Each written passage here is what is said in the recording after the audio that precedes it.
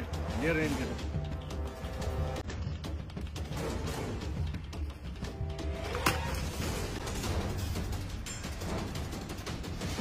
ओइ सिमसारे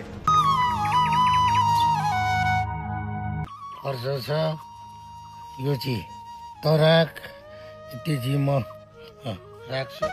ए छोरी अब तेरो पनि स्कुलको फी तिर्नु नसकेला जस्तो भयो। फी तिरेन भने त पढ्नु दिँदैन। फी तिरौँ भनेकै हो। फी त छिटो छिटो तिर्दिनु पर्छ नि बाबा। अब घरको नुन तेल बुटुन भन्दै सबै साथीहरूले पनि तिरिसक्यो। यो डोको बुनेकोले कति नै पो आउँछ र। फी तिरेन भने त मलाई एक्जाम पनि दिन दिँदैन। काजी साहबको पैसा ल्याएको 2 वर्ष ती भइसक्यो। 1 सालको त 10 ब्याज तिरे। बाबा आज त जसरी भए पनि दिनु है, म अहिले आएर लाग्छु। अब आज पनि एक्जामको फिस दिएन भने त एक्जाम दिनु पनि दिँदैन। के गर्नु होला, मेरो डक्टर भन्ने सपना त सपनै मात्रै हुने भयो। मैले नै कमाउनु सक्ने भएको भए त मैले नै पाल्थेँ बाबालाई। त्यो दुःखहरू त गरिराख्नु पर्दैन थियो। औ यो सिमसारे साइलाले पैसा चलाएको 2 वर्ष भयो। पोहोरको साल त ब्याज त तिर्नु आएको थियो कि, यसपालि ब्याज पनि बुझाउनु आएन। लु जाउँ त आज त्यसकोमा।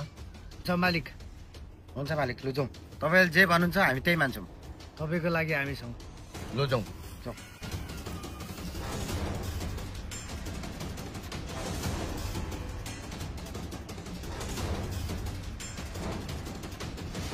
ओइ सिमसारे, ओइ सिमसारे, कहाँ छस् हौ? बाहिर निक्ले। छैन के हो यो त घरमा? ओइ सिमसारे, ओइ सिमसारे, कहाँ गएछ? बाहिर निस्कि, घरमा छैन क्या हो?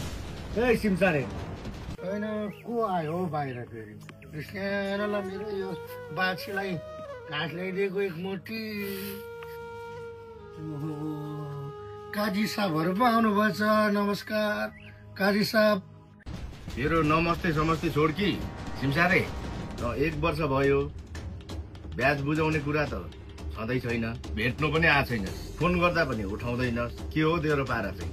अब तपाईँलाई हामी यसपालि दिन्छौँ काजी साहब।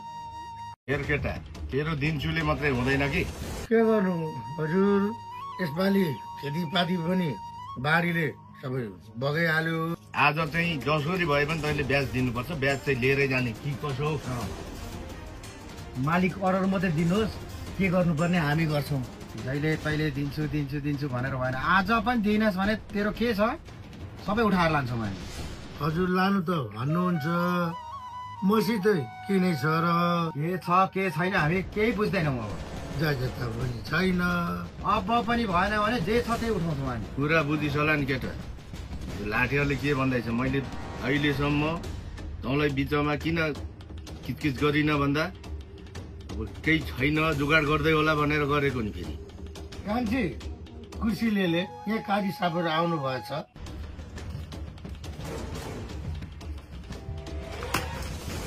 तँलाई यहाँ बस्नु भनेर आएको कि हामी हिसाब गर्नु आएको है? पैसा त दिन्छु भन्छस् तर तैँले भाका टिप्दैनस् केटा। त्यस्तो नभन्नुहोस् न काजी साहब।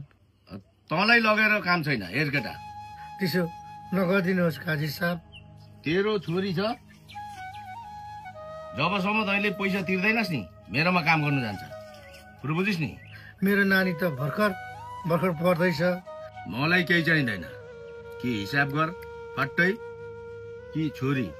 हो काजी साहब, दुईटामा एउटा क्लियर हुनु कि कसो हो केटा? हेर सिमसारे, अब तैँले पैसा दिने त कुरो ल्याइनस्। आज तेरो छोरी हामी लिएर जान्छौँ। त्यसो नभनिदिनुहोस् काजी साहब। जुन दिन पैसा लिएर आउँछस् त्यो दिन तेरो छोरी पनि फिर्ता हुन्छ। तपाईँलाई बिन्ती गर्छु। तेरो बिन्ती सिन्ती चट ऊ त्यहाँ घाममा सुकाइदिए। तपाईँ लिएर आइज।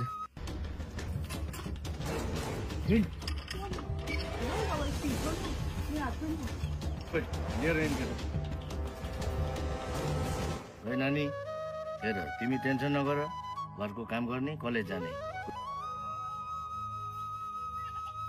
समय र परिस्थितिले पनि केसम्म गर्नु रहेछ। अब अलिकति खर्च छ यो चाहिँ त राख यति चाहिँ म राख्छु